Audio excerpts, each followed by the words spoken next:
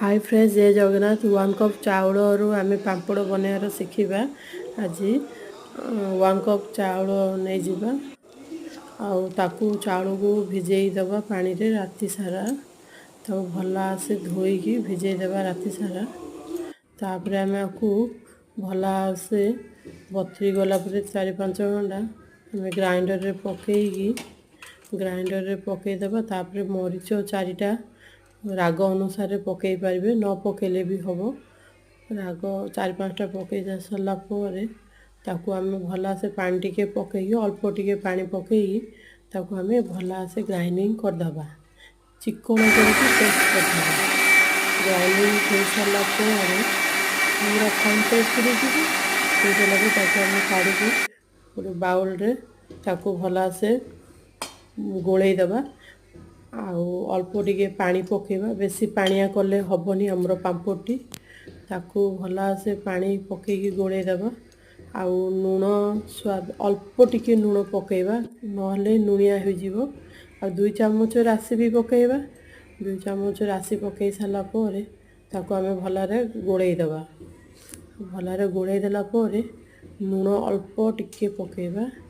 तापर आम गोलैदेला ताकू आम गोटे कड़ई रे नॉनस्टिक कड़ई मुझे कड़ई नॉनस्टिक कड़ई रे पानी टिके पकईकी ताकू पानी गरम करिया को छाड़ी देछि।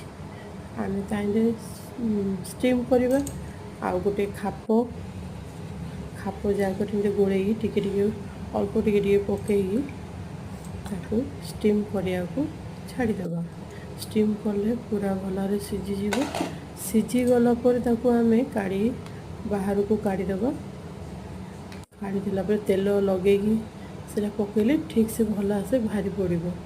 ताकू काढ़ीदेला छुरी साइज रे साइड जगह टिके टिके आम करदेले सी छुरी साइज रे भारी पड़ो। ताकू आम चाउल जरी कौन सी भल जरी रे साफ सुथरा जरी रे आम एमती पकईदबा सुखिया को।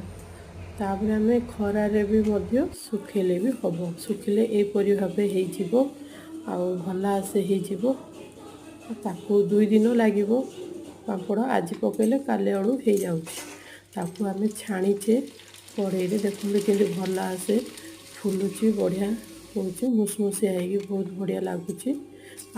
मोर ये चैनल टी सब्सक्राइब करेंगे, लाइक करेंगे और शेयर करेंगे। धन्यवाद। पापड़ टी खाइले बढ़िया मुसमुसी होगी बहुत बढ़िया लगुच। आप घरे करी बनातु, बढ़िया टेस्टी।